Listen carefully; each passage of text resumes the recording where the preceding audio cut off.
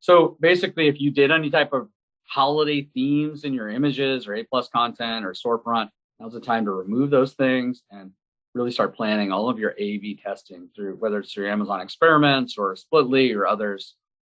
And then review acquisition. This is actually an important one. I probably should put it earlier in the deck, but there's a lot of products that were purchased over the holidays. Now's your time to make sure that you're taking advantage of requesting those reviews. Amazon allows that request a review feature on your orders page.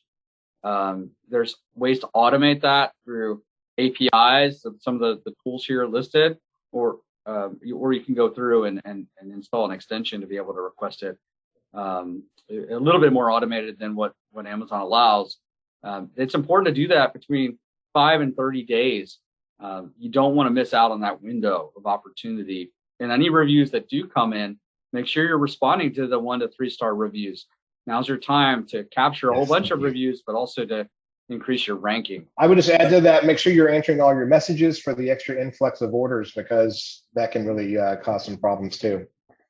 Yep. And the last thing I will say, for those of you who really like to know good useless information, but still related to Amazon, on Black Friday, if the math is correct and if the numbers are correct, what has been reported, Amazon was doing $17,361.11 per second of sales on Black Friday. That's amortized over the full 24 hours, of course.